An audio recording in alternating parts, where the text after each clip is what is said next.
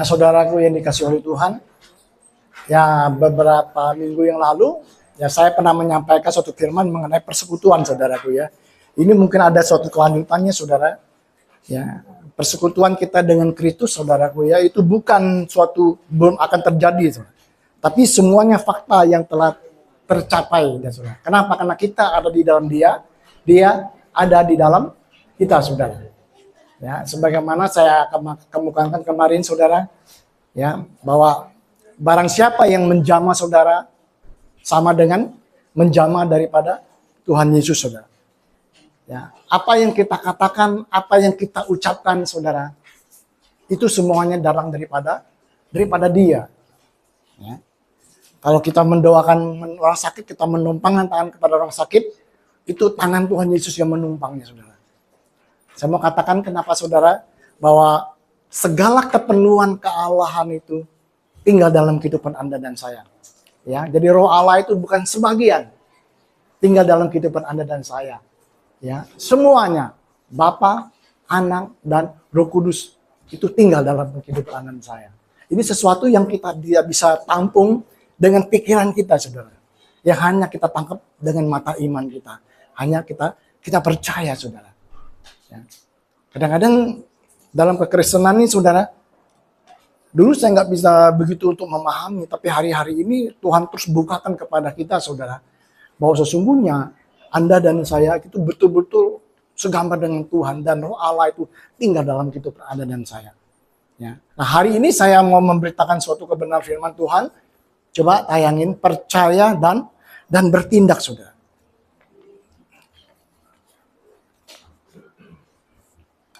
Percaya dan bertindak.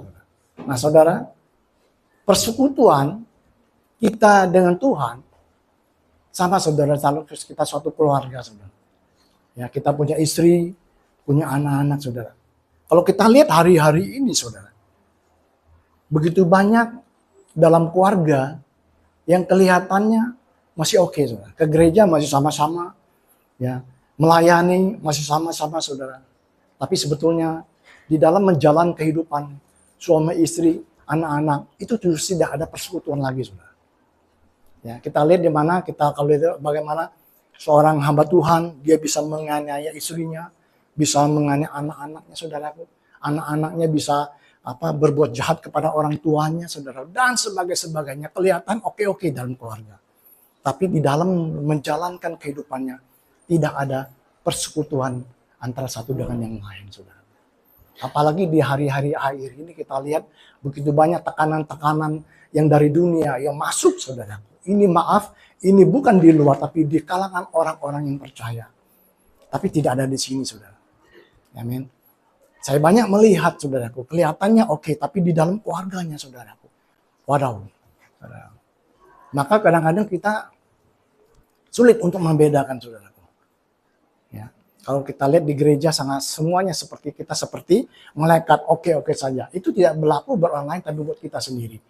Nah, kita masih mengerti suatu persekutuan Bapa, Tuhan Yesus, Roh Kudus, dan Bapa, saudara.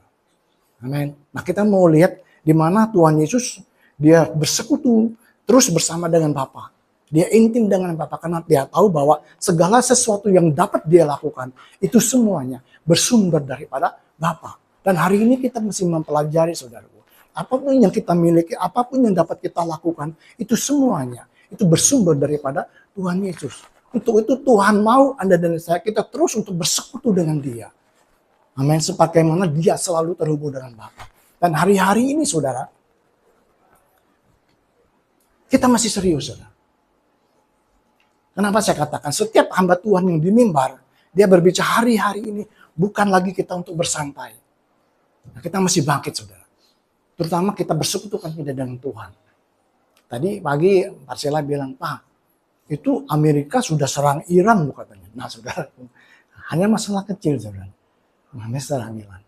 Tapi ini bisa menjadi konflik sangat kepanjangan sama sekali, saudara. Ya, kita belum lihat di daerah di dalam negara kita sendiri konflik sangat luar biasa, saudara. Prabowo bilang seperti ini, mereka yang berperang, saudara, mereka mati duluan, tapi kita matinya belakangan, saudara. Ya, Mungkin kita sakit, radiasinya begitu, saudara. Tekanan-tekanan ekonomi, nanti orang-orang dari Timur Tengah, mereka udah kehilangan makan, mereka akan mencari daerah-daerah yang ada makanan. Indonesia negara yang subur di Asia.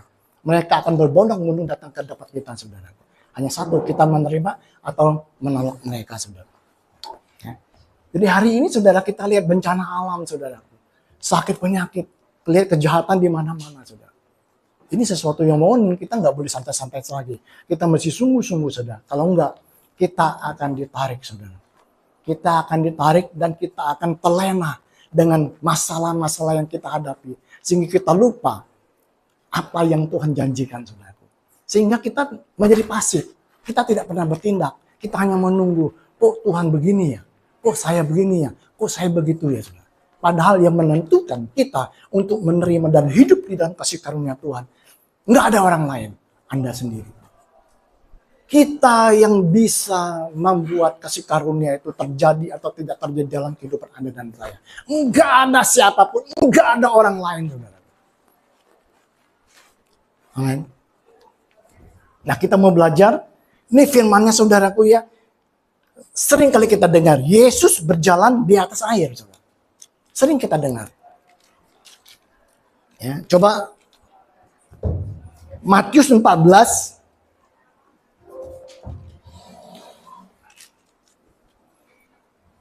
saya pakai Alkitab, saudara.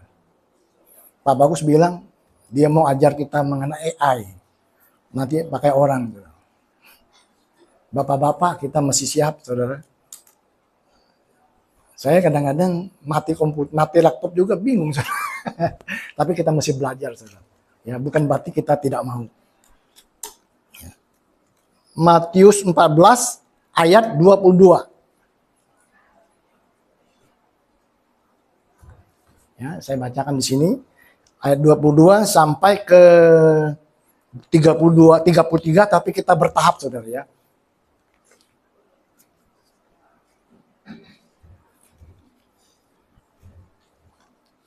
Sesudah itu, Yesus memerintahkan murid-muridnya naik ke perahu dan mendahulinya di seberang. Sementara itu, ia menyuruh orang banyak pulang. Saudara. Nah, Yesus, saudaraku, dia habis memberi makan 5.000 orang. Saudara. Kemudian dia memerintahkan orang-orang itu, saudara, untuk meninggalkan. Dan dia sendiri, saudaraku, ayat 23, dan setelah orang banyak itu disuruhnya pulang, Yesus naik ke atas bukit untuk berdoa seorang diri. Ketika hari sudah malam, ia sendiri di situ. Nah, Yesus berdoa, saudara. Sekarang timbul pertanyaan antara kita. Dia kan Tuhan, saudara. Kenapa dia berdoa, saudara? Untuk apa dia berdoa dan kepada siapa dia berdoa, saudara? Amin. Kita mesti sadar, saudara, bahwa Yesus waktu itu dia 100% manusia, 100% dia Allah, saudara. Dia tahu bahwa hanya Bapa lah yang sanggup membangkitkan dia daripada orang mati. Bapa lah yang sanggup untuk melakukan Yesus dalam di dunia itu untuk melakukan apapun, saudara. Untuk itu dia masih bersekutu dengan Bapa, dia masih intim dengan Bapa, dia mau selalu bersama dengan Bapa, saudara. Kalau Anda baca di Yohanes, saudara, tidak ada satupun yang dapat Yesus lakukan, Yesus katakan, itu tanpa berasal daripada Bapanya, saudara. Dan hari ini hal yang sama, saudaraku. Sama seperti Anda dan saya. Tuhan juga mau Anda dan saya, kita selalu bersekutu dengan Dia. Melewat doa, pujian, dan bersembahan kepada Dia lewat firman-Nya. Kenapa, saudaraku? Kalau kita menyadari, apapun yang saya dapat katakan, apapun yang dapat kita lakukan, apapun yang kita miliki, saudaraku. Kalau Anda yang mengerti suatu kebenaran, itu semuanya berasal daripada Dia. Maka tidak ada satu orang pun untuk membanggakan diri kita kalau tidak di dalam Dia, saudara. Amin. Kalau hari ini kita merasa bangga karena kita status kita, keadaan ekonomi kita atau level kehidupan kita, itu hanya sementara, saudara. Tapi seluruhnya, semua, apapun yang Anda dapat lakukan, semuanya datang daripada Dia. Enggak ada yang kita sombongkan hari ini, saudara. Seberapa besar pun Tuhan pakai kita, saudaraku, kita nggak pernah merasa sombong. Itu bukan kuasa dan apa kita miliki, semua daripada Dia. Maka itu dia mau, hati dia mau sebagaimana dia selalu menempel kepada Bapa, begitu dia mau kita untuk selalu menempel kepada dia. Tapi masalahnya di sini, saudaraku. Yang paling fatal karena Tuhan kasih kita kehendak bebas, itu pilihan kita, saudaraku. Apalagi hari-hari ini di zaman anak-anak muda sekarang. Mereka tidak jarang sekali mereka untuk berpikir suatu kebenaran. Mereka semuanya pakai rasional, saudara, pakai pikiran mereka, saudara. Alkitab katakan mereka beribadah kepada Tuhan, tapi hatinya jauh daripada Allah. Mereka lebih mementingkan kepentingan manusia. Mereka lebih takut daripada manusia daripada takut kepada Tuhan, saudara. Ingat, saudara, waktu di Taman Getsemani, Tuhan Yesus berdoa lagi, saudara. Dia bawa murid-muridnya. Tetapi apa, saudara? Dia menemukan murid-muridnya tertidur, saudara. Coba kita baca, saudara, ya. Di Matius 26 ayat 41.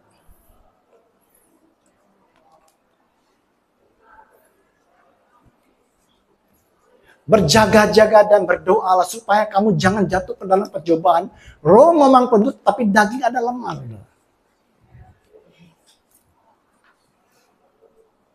Yesus berdoa ketika dia menemui murid-muridnya, mereka tertidur. Padahal Tuhan Yesus berdoalah 1 jam aja bersama dengan dia.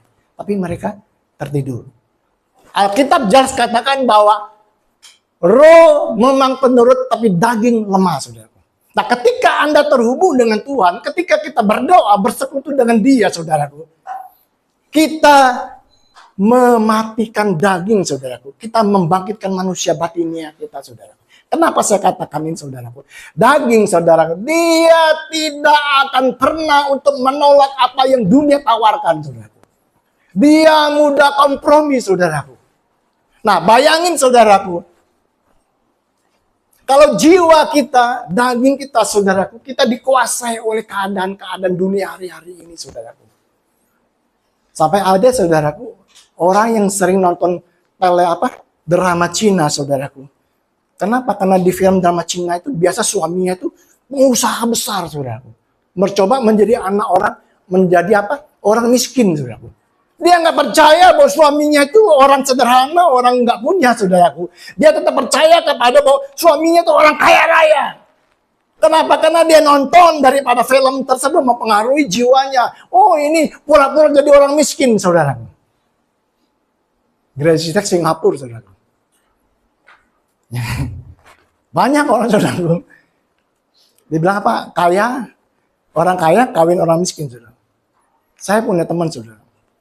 Dia punya anak perempuan. Dia bilang, Kong, kenalin dong, anak gue ada 25 nih.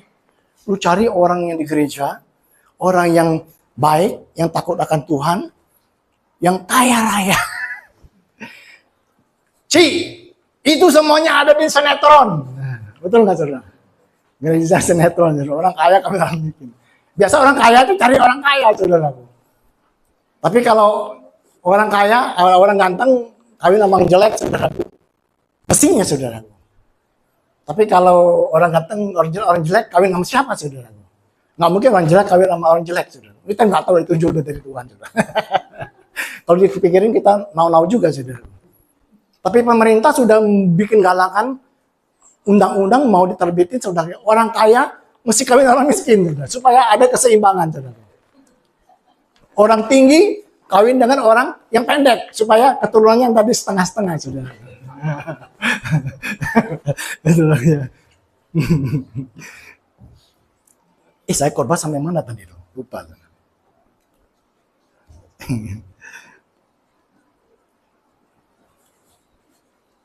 Bayangin, saudara. Makanya, saudara, Tuhan mau apa? Daging itu, roh itu memang penurut, tetapi daging lemah, saudara. Kalau jiwa kita, saudaraku, dikuasai oleh firman Tuhan. Kita sering berkumpul dengan orang-orang percaya di gereja, saudara. Kita ikut segala sesuatu yang membangkitkan roh kita, saudara. Luar biasa. Roh Anda akan menguasai jiwa dan tubuh akan mengikut. Amin. Dan segala tindak laku, tindak tanduk kita, karakter kita, pribadi kita, apapun yang kita lakukan, pasti menyenangkan Tuhan. Benar nggak saudaraku? Ma, aku datang nih bawa duit 10.000. Terima kasih. Kita bersyukur, Pak. Amin. Kalau dikuasai jiwa, dasar lu. Amin. Marah. Isi dipukul-pukul, benci, dikata-katain segala macam. Tetapi kalau firman yang menguasai kita, saudaraku. Keadaan apapun saya mau katakan, di dalam tekanan sebesar apapun saya mau katakan, damai Allah, kesejahteraan itu ada dalam kehidupan Anda dan saya. Amin. Maka hari ini mari kita kasih roh kita yang makan, saudara. Jangan daging kita kasih makan terus, saudara. Masalahnya, saudara, dunia selalu membawa Anda untuk jauh daripada roh Anda. Bukan dari Tuhan. Sehingga roh Anda semakin hari itu semakin kerdil, saudara. Sehingga apa? Ketika masalah datang, ketika cobaan datang, saudaraku, kita bukan beraksi, tapi kita bereaksi. Reaksinya apa? Takut, khawatir, kecewa, marah, saudara. Akhirnya depresi, akhirnya apa? Kita mau mengakhiri kehidupan kita, saudara. Kita bilang, Tuhan tidak sayang saya. Tuhan tidak mengasihi saya, saudara. Tuhan sudah kasih pilihan kepada Anda dan saya hari ini, saudara. Amin. Mari kita terus bersekutu dengan Tuhan lewat daripada firman Dia. Berdoa, terhubung dengan Dia, saudara. Ya. Terus berdoa, terhubung dengan Dia bukan berarti saya katakan, saya masih 7 jam bersekutu dengan tidak, saudara. Ketika Anda bangun pagi, kita mengucap syukur kepada Dia. Terima kasih Tuhan. Ketika Anda berangkat kerja, Tuhan, saya mau bekerja Tuhan. Penyertaan Tuhan percaya sempurna bagiku. Amin. Kita sampai di kantor, kita buka laptop, kita Tuhan terima kasih. Aku memulai pekerjaanku bersama dengan Roh Kudus. Tuntun aku, pimpin aku Tuhan. Amin. Ketika kita menghadapi segala sesuatu, kita langsung berdoa dengan Dia, saudara. Itu sesuatu yang sangat luar biasa. Bukan berarti kita masih pintar jago yang berdoa, supaya orang tahu. Karena doa itu bukan alat transaksi, saudaraku. Doa itu mana kita berkomunikasi, kita terhubung dengan Dia, saudara. Ada amin. Ketika sampai rumah kita berkumpul dengan terima kasih Tuhan. Tuhan kumpulkan hamba dengan anak-anak hamba. Kami bersyukur atas makanan yang Bapak siapkan. Mau tidur kita menaikkan syukur buat Tuhan pimpinan sepanjang hari ini. Simple kan? Nggak perlu kita doa panjang-panjang, saudaraku. Sampai kita mesti berhari-hari, saudara. Kita terus menghubungi Dia, berdoa dengan Dia, saudara. Kenapa saya mau katakan hal ini, saudara? Nah, ayat selanjutnya, saudara, kita baca lagi, saudara. Ya.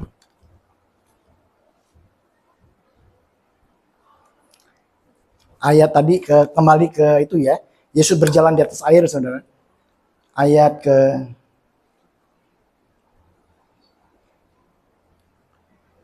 24. Perahu ketika Dia suruh murid-muridnya menyeberang ke danau, ke Bethesda, saudara. Perahu murid-muridnya itu beberapa mil jauhnya dari pantai dan diombang-ambing gelombang kena angin sakal, saudara.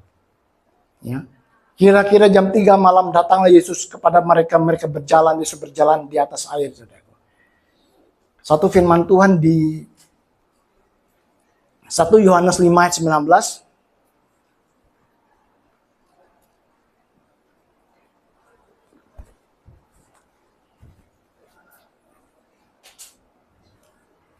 Kita tahu bahwa kita berasal dari Allah. Amin. Anda dan saya kita berjalan. Dan dunia yang kita tempati hari ini, itu berada di bawah kekuasaan si jahat. Makanya ada ketika dikatakan musuh kita itu bukan darah dan daging, tetapi penghulu-penghulu jahat di udara, roh jahat di udara, dan kuasa-kuasa kegelapan, saudara. Nah, kalau Anda mengerti hari ini, saudara, ketika masalah datang, ketika sesuatu yang tidak enak kita datang kepada Anda dan saya, ketika kita mengerti kebenaran firman Tuhan ini, saudaraku, kita akan menanggapi setiap masalah dengan suatu kebenaran, saudara. Ketika kita menanggapi suatu kebenaran, maka kita akan meresponi sesuatu yang benar. Contoh, ketika istri kita bawel, bocil melulu, saudaraku. Bagaimana reaksi Anda? Ketika kita tahu bahwa dunia dikuasai si jahat, musuh kita itu bukan istri kita, bukan suami kita, apalagi mertua kita, saudara. Mertua seperti ini. Bukan, saudara. Kita tahu ketika kita mengerti hal ini, saudara, maka kita mempunyai reaksi yang berbeda, saudara. Amin. Sehingga tidak ada kekecewaan, tidak ada sakit hati, tidak ada dendam dalam kehidupan Anda dan saya. Karena kita tahu dunia ini dalam kuasa si jahat, saudara. Amin. Nah, kemudian saya lanjutkan, saudara. Yohanes 16 ayat 33. Yes, Yohanes 16.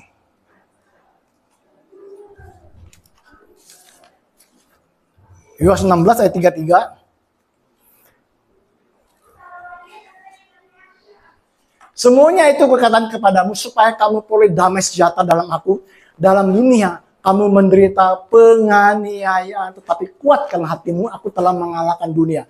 Tetapi kalau kita baca di dalam bahasa Indonesia hari-harinya, akan mengalami penderitaan, saudara. Ya. Kalau dia bilang, Yesus bilang, mungkin kamu akan mengalami penderitaan ada di dunia ini, ya kita tenang, saudara. Wah, bisa jadi, bisa enggak, saudara. Tapi dikatakan akan mengalami penderitaan, sesuatu yang pasti. Nah, saudara, ini yang enggak enaknya, saudara. Pasti. Itu Yesus sendiri berbicara di dalam Alkitabnya. Tapi sangat luar biasa. Tetapi kuatkanlah hatimu. Aku telah mengalahkan dunia. Bagi Anda dan saya yang mengerti bahwa kekuatan roh kita terus hari lepas hari terus diisi, diperbaharui dengan daripada kuasa daripada Roh Kudus, Anda akan bisa mengerti dan menyadari ini bahwa Allah telah mengalahkan dunia. Diberikan kepada Anda dan sekitar orang-orang yang memerintah di dalam kehidupan ini, yang menguasai jagat raya ini, saudara. Amin. Segala sesuatu yang terjadi di alam dunia ini, saudara, yang belum terjadi, itu adalah tanggung jawab Anda dan saya. Apakah kita mempergunakan kuasa Allah berikan kepada kita atau tidak? Ini toh. Amin. Kita mau jadi korban atau menjadi pemenang? Ini toh Anda dan saya, kita yang menentukannya. Amin. Hari ini kalaulah orang yang mengecewakan Anda mau sakit hati atau Anda melepaskan pengampunan, itu adalah Anda yang memegang kendali. Tapi Anda dan saya, kalau kita dikuasai Roh, kita akan timbul sebagai seorang pemenang. Amin. Tapi kalau kita dikuasai oleh jiwa kedagingan kita akan menjadi orang-orang yang kalah. Kita kecewa, kita marah, kita sakit hati, saudara. Simpel, saudara. Amin. Tapi sesuatu yang sulit untuk kita lakukan. Sesuatu hanya Roh Kudus yang bisa menyingkapkan misteri Allah yang tinggal di dalam kehidupan kita. Amin. Dan tidak ada satupun rahasia daripada Allah yang tidak Roh Kudus ceritakan kepada Anda dan saya ketika kita mau untuk mengetahuinya, saudara. Kepada orang-orang lain, Yesus pakai umpama, tapi kepada Anda dan saya, kita diberitahu rahasia kerajaan Allah. Masalahnya kita mau atau enggak untuk mengetahui hal-hal yang ilahi yang ada di dalam diri Anda dan saya. Atau kita terlena dengan masalah kita, atau kita terlena dengan apa yang dunia tawarkan. Amin. Dan kemarin kami sharing sama Pak Bagus, saudaraku. Ternyata cara kita melihat kelimpahan, cara kita melihat berkat, itu sesuatu yang bertolak belakang, saudara. Dari apa yang dunia lihat, saudara. Amin. Kalau kelimpahan itu mengenai Yesus di dalam kita, saudaraku. Kalau hal-hal yang cari jasmani materi datang, saudaraku. Anda dan saya, kita akan menjadi pengelola yang baik. Karena kita tahu itu bukan milik kita, saudara. Itu hanya titipan kepercayaan Tuhan yang dilimpahkan, diberikan kepada Anda dan saya, saudara. Amin. Sesuatu yang di dalam diri kita yang mengubah kehidupan kita, yang kita merasa ada Allah di dalam kita. Itulah dikatakan suatu berkat dalam kehidupan Anda dan saya. Ketika hari ini kalau Anda, orang maki-maki Anda bisa untuk mengampuni dia, itu suatu berkat sangat luar biasa yang Anda miliki di dalam Yesus, saudara. Kalau hari ini Anda bisa untuk berbagi, memberi segala sesuatu, itu suatu berkat yang sangat luar biasa, saudara.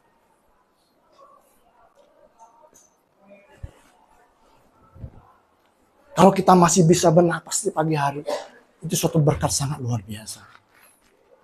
Kalau kita melihat dari sudut pandang Allah yang ilahi dan Anda, wow, Anda baru mengerti suatu kehidupan yang Tuhan kehendaki dalam kehidupan Anda dan saya. Amin. Ini sesuatu yang mudah untuk saya katakan, saya ucapkan. Tetapi saya, Pak Bagus, kita semua, kita masih belajar untuk kita coba untuk melakukannya dalam kehidupan Anda dan saya. Orang percaya, dia akan bertindak.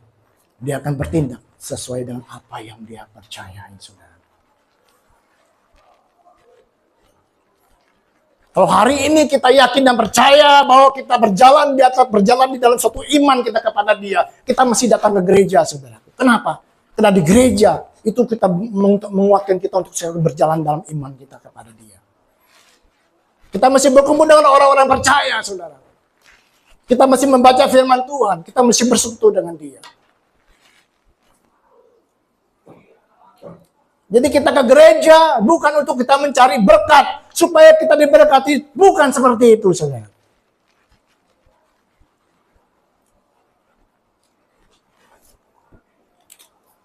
Saya lanjutkan, saudara, ya. Kisah Para Rasul 14 ayat 22.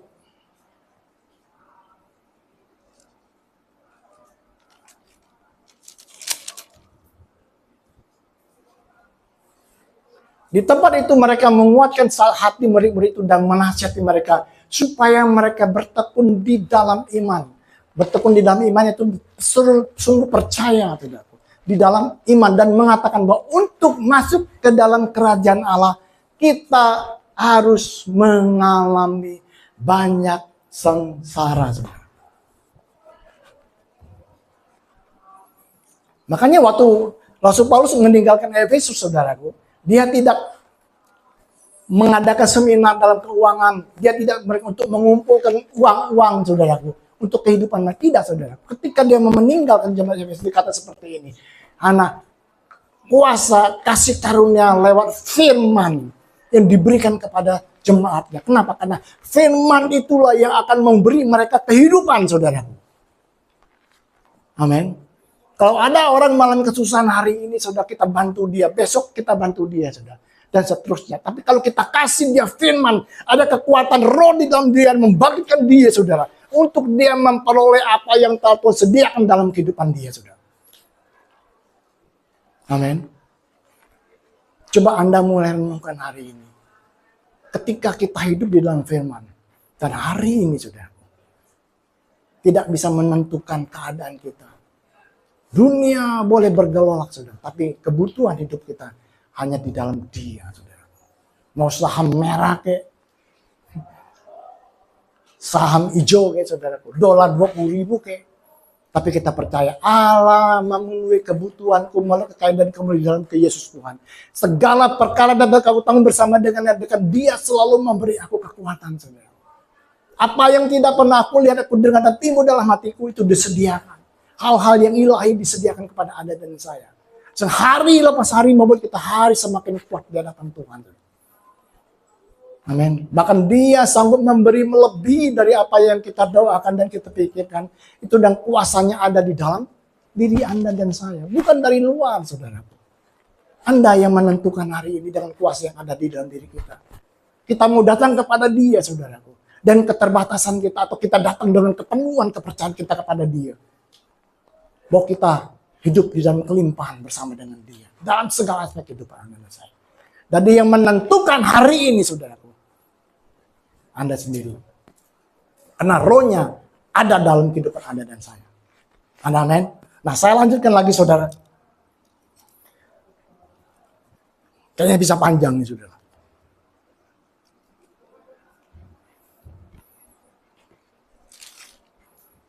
Terus saudara, perahu murid-murid sudah beberapa mil jauhnya pantai diombang-ambing angin sakal. Kira-kira jam 3 malam datanglah Yesus kepada mereka berjalan di atas air.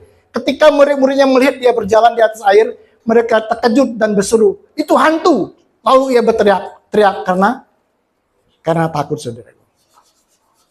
Kalau saya masih saudaraku ya, kita maunya sering berfokus kepada jawaban doa, saudara. Betul? Kita punya masalah, kita berdoa, kita mau selesai cepat. Tapi Tuhan kadang-kadang mau prosesnya, saudara. Ketika kita mengalami hal-hal yang tidak baik dalam kehidupan kita, saudara. Amin. Ada suatu kesaksian, saudara.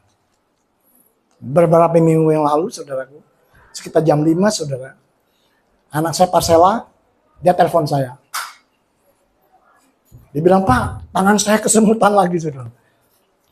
Kenapa? Dia nggak boleh panik. Kalau dia panik, dia bisa kesemutan, saudara. Ya, saya bingung, saudara. Ya. Saya ganti celana cepat-cepat, saudaraku. Bensin saya tinggal satu baris lagi, saudara. Saya pergi langsung, saudara. Saya nggak bawa helm, saudaraku. Pom bensin saya lewati berapa, yang meteran saya lewatin semua, saudaraku. Tujuan saya untuk bertemu dengan anak saya. Saya mau lihat keadaan dan kondisi saat itu, saudara. Amin. Tetapi ingat, ketika dia begitu, pas saya kesemutan, wah, langsung kita terhubung dengan Bapa di surga.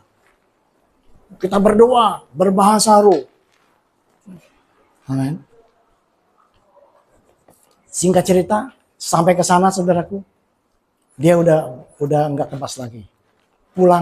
Ketika pulang bensin saya habis, saudaraku. Kita cari pom bensin. Sampai pom bensinnya macet lagi, saudara. Sampai besar, mati.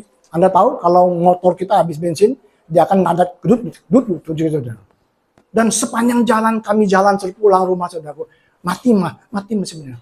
Kemudian di tengah perjalanan panjang, dia kesemutan lagi, saudara. Akhirnya kami mampir di warung, saudara. Bapak minta air panas. Kasih dia pegang air panas. Singkat cerita, hampir 2 jam lebih. Saya baru sampai rumah, saudara. Sampai rumah, dia makan segala macam, dia sehat. Kemudian saya mandi, selesai. Saya duduk. Ada satu kursi agak mahal sedikit, saudara. Saya merenungkan. Tak kalah, saudara. Yang kita ubah jawaban doa. Tapi sesungguhnya Tuhan melihat proses, saudara. Di mana prosesnya, saudara, ada air mata di situ, ada teriakan di situ, ada seruan di situ, ada ketakutan di situ, bercampur aduk. Tuhan berbicara juga, kita udah nggak mau dengar lagi. Tenang, anakku, kuasa diri supaya kamu dapat berdoa. Kita tidak bisa mengandalkan kekuatan kita, saudaraku. Kita tidak tahu lagi itu suara Tuhan siapa. Seperti murid-murid Tuhan yang saya alami, saudaraku. Berkecamuk di sini, yang penting saya mau ketemu anak saya mau lihat dia apapun keadaan dia, saudara. Saya lupa bawa helm, saya telepon Fedan, kamu ke sana bawa helm.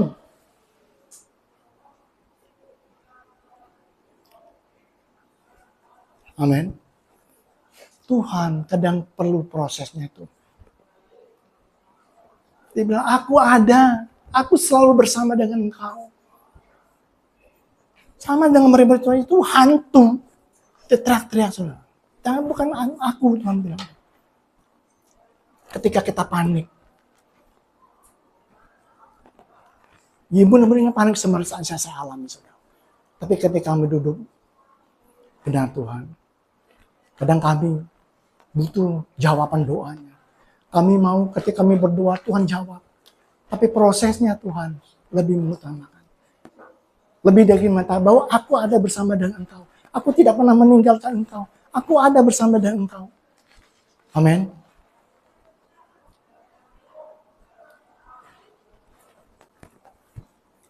Saya lanjutkan, saudara ya.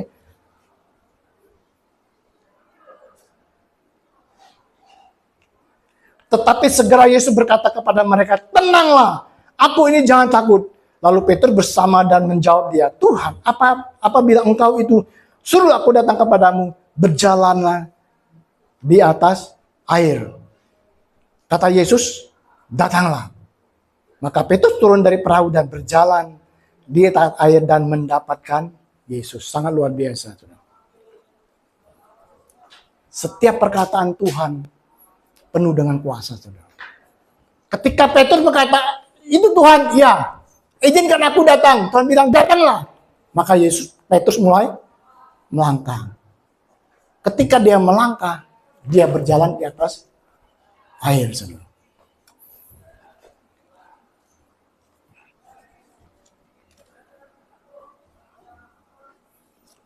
Tuhan punya rencana bagi setiap kita. Oleh karena kasih karunia-Nya, saudara.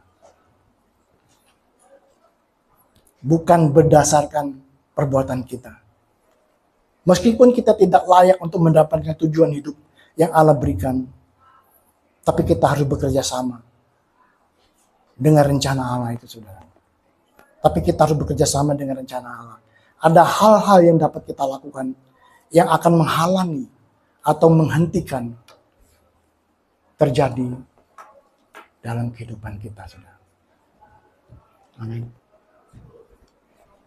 Tuhan bilang, datang Petrus, datang. Tapi lihat, ketika Petrus dia tidak berfokus lagi kepada Allah, ketika dia mulai berfokus dengan keadaan dia mulai tidak mentaati apa yang Tuhan firman katakan, datanglah kepadaku. Amin. Firman Tuhan berkuasa, tetapi Petrus yang menghambat kuasa itu bekerja dalam kehidupan dia. Akhirnya apa? Dia tenggelam. Begitu dengan Raja Salomo, saudara. Raja Salomo, saudara. Tuhan pilih dia. Dia waktu itu rendah hati, dia tinggi, ganteng, cakap, saudaraku. Tuhan pilih dia dan Tuhan bilang kepada Samuel, urapi, ini orang yang aku pilih. Samuel mengurapin dia, sudah menjadi seorang raja di bangsa Israel waktu itu. Tapi dengan berjalannya waktu, saudara, 2 tahun kemudian, ketika dia mau berperang dengan orang Filistin, saudaraku, Tuhan berbicara kepada Samuel untuk mengurapi Raja Saul. Kita baca firman-Nya, saudara. 1 Samuel 13 ayat 8.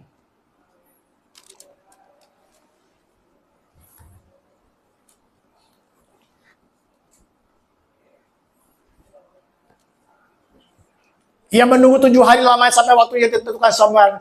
Tetapi ketika Samuel tidak datang ke Gilgal, mulailah rakyat itu bersorak-sorai meninggalkan dia. Ayat 38. Sebab itu Saul berkata, bawalah kepadaku korban bakaran dan korban keselamatan itu. Lalu ia mempersembahkan korban bakaran. Ayat 10 sekalian, saudara. Baru saja ia habis mempersembahkan korban bakaran, maka tampaklah Samuel datang. Samuel pergi menyusulnya untuk memberi salam kepadanya. Ayat 11. Tetapi kata Samuel, apa yang telah kau perbuat? Jawab Saul, karena aku melihat rakyat itu bersorak-sorai meninggalkan aku dan engkau tidak datang pada waktu yang telah ditentukan. Padahal orang Filistin telah berkumpul di Mikmas. Ayat 12 kalian. Maka pikirku sebentar lagi orang Filistin akan menyerang aku di Gilgal. Padahal aku belum memohon belas kasihan Tuhan. Sebab itu aku memberanikan diri lalu mempersembahkan korban bakaran, saudara. Lihat, saudaraku. Tuhan yang pilih Saul, saudara. Tapi ketika Tuhan berkata kepada Samuel untuk mengurapi dia sebelum berperang, dia tidak mau menunggu Samuel, saudara. Dia ambil jabatan seorang imam, saudaraku. Padahal untuk mempersembahkan itu seorang imam.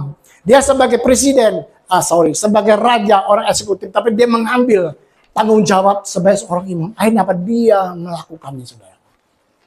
Dia melanggar apa yang Tuhan perintahkan dan dia tidak taat untuk melakukannya, saudara. Sehingga waktu Samuel datang dan Samuel marah dia. Samuel bilang, kamu bodoh. Dan apa yang terjadi, saudara? Ketika dia salah, saudara, dia tidak bisa menerima kesalahannya, saudara. Dia bahkan, saudaraku, bukan merendahkan diri dia membela diri dia, membenarkan tindakannya, bahkan mulai menyalahkan orang lain, saudaraku. Membenarkan diri dan melemparkan kesalahan kepada orang lain, saudaraku. Dia berkata, orang-orang lain sudah mau meninggalkan aku, saudara. Maka aku mengambil kesempatan untuk mempersembahkan kepada Tuhan. Amin. Seringkali dalam kehidupan Anda dan saya, kita pakai kebenaran untuk meneguhkan kesalahan-kesalahan kita, saudara. Amin. Coba Anda mulai renungkan, saudara. Enggak apa-apa lah. Kita kan masih manusia, saudara. Hal seperti itu seringkali kita ada dalam kehidupan manusia. Bahkan kita mulai membenarkan diri kita, saudaraku. Kita mulai melemparkan kesalahan kita kepada orang lain, saudaraku. Saya sering seperti itu saya lakukan, saudaraku. Ketika masalah tidak baik datang kepada saya mulai datang kepada istri saya. Kamu sih kurang berdoa. Anak-anak saya, kamu sih kita kurang berhak kepada Tuhan. Saya melemparkan salah kepada orang lain. Padahal itu jelas saya salah sebagai saya imam, saudaraku. Amin. Bukankah sering kita lakukan seperti itu? Ketika kita datang masalah, kita mulai membenarkan diri, kita mulai menyalahkan orang. Kamu sih! Bahkan kita menyalahkan Tuhan, saudara. Dan akhirnya, saudaraku, Tuhan memilih Daud, saudara, untuk menggantikan Samuel. Menggantikan Saul. Mungkin kita pikir, oh ini Tuhan mengendalikan semuanya, saudaraku. Daud itu second opinion dari Tuhan? Enggak, saudaraku. Kalau Saul, saudaraku, dia mendengar apa yang Tuhan perintahkan, kalau dia taat, saya percaya juga bahwa Yesus bukan dari keturunan Daud. Yesus datang dari keturunan Benyamin, saudaraku. Tuhan tidak pernah merancangkan Daud untuk menjadi raja, saudaraku. Tapi karena kelakuan dan tindakan Daud yang tidak taat, Saul yang tidak taat kepada Tuhan, akhirnya apa? Dia diganti, Tuhan menggantikan Raja Daud, saudara.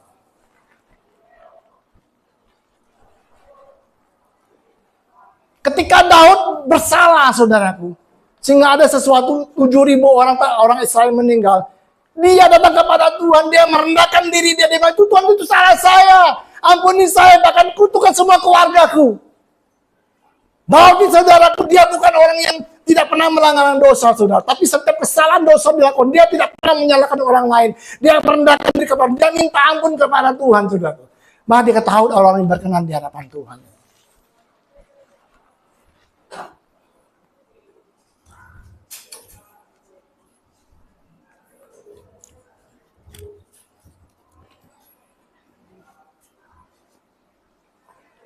Satu Korintus 15 ayat 19, saudara.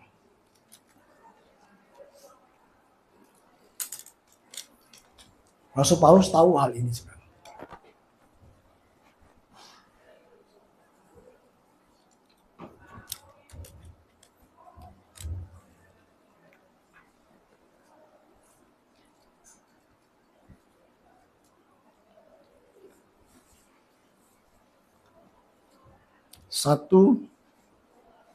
Sebentar.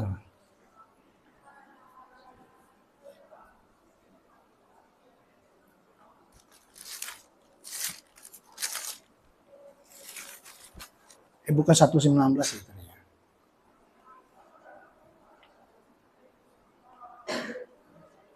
Sebenarnya saya cari firman, saudara.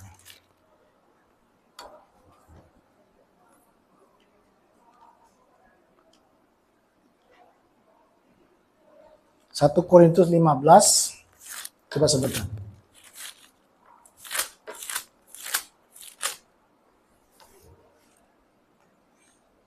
Ayat 9, saudara, bukan 19, saudara. Ya. Karena aku adalah yang paling hina dari semua rasul, bahkan tidak layak disebut rasul, sebab aku telah menganiaya jemaat Allah. Tetapi karena kasih karunia Allah, aku adalah sebagaimana aku ada sekarang. Dan kasih karunia yang dianugerahkan kepadaku tidak sia-sia. Sebaliknya aku telah bekerja lebih keras daripada mereka semua. Tetapi bukan aku, melainkan kasih karunia Allah yang menyertai aku, saudara. Ya, Paulus, saudara, dia tahu bahwa dia dipanggil oleh karena kasih karunia. Bukan karena perbuatan dia, saudara. Tapi lihat, saudaraku, dia bilang dia tidak mau untuk menyia-nyiakan kasih karunia ini, saudaraku. Jadi dia bisa untuk menghalangi atau menghambat untuk kasih karunia itu bekerja dalam kehidupan dia, saudara. Tapi puji Tuhan, dia meresponi kasih karunia itu dengan iman dia, saudaraku. Dengan apa dia bilang? Dia bekerja lebih keras lagi, saudaraku. Dia tahu hal ini, saudara. Bukan berarti kita menyia-nyiakan kasih karunia ini. Kita berkata, oh begini, Aku diselamatkan karena kasih karunia Tuhan, bukan karena perbuatan baikku. Nah, tidak ada sedikit pun di dalam hati Anda dan saya, saudara. Kita untuk hidup suci, hidup kudus, kita pikir segala sesuatu telah Allah sediakan buat Anda dan saya. Apakah ini dikatakan menyia-nyiakan apakah kasih karunia? Tidak, saudaraku. Paulus mengerti hal ini, dia bekerja keras ini, saudara. Bukan hanya pekerjaannya. Dia bekerja keras untuk apa? Untuk melawan setiap hari. Dagingnya itu selalu untuk menguasai dia, saudaraku. Kenapa? Karena dia masih tinggal di dunia yang penuh dengan kedagingan, saudaraku. Tapi dia tahu ketika kasih karunia itu ada kepada dia, dia dikasih kekuatan dia untuk dia berjalan di dalam roh, untuk mulai meninggalkan daging dalam kehidupannya, saudaraku.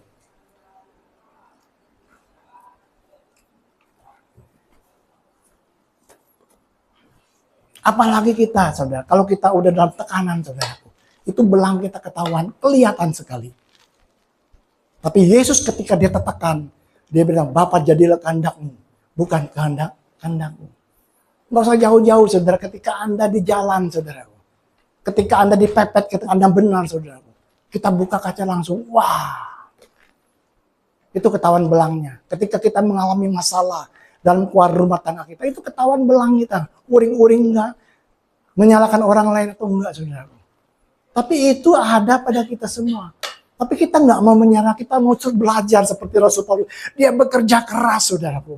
Dia tahu karena kasih karunia dia. Dia seorang yang membunuh, seorang yang menganiaya orang percaya. Ketika Yesus panggil dia itu bukan karena perbuatan dia tidak layak. Dia tahu itu kasih dari Tuhan dalam kehidupan dia.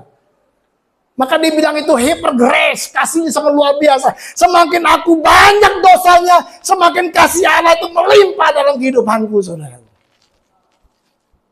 Dia tahu hal ini, saudara.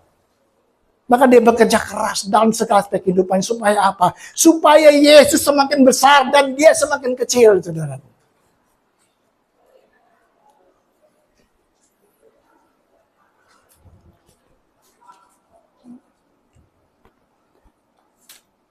Saya akhiri khotbah ini, saudara. Sekarang pilihan ada di Anda dan saya, saudara. Tuhan telah menyediakan segalanya, rancangannya lewat kasih karunia kepada Anda. Dan Anda dan saya, kita masih bekerja sama. Kasih karunia melalui iman kita, saudara. Hari lepas hari kita mau terus dibentuk. Caranya, saudaraku, terus bersekutu dengan dia.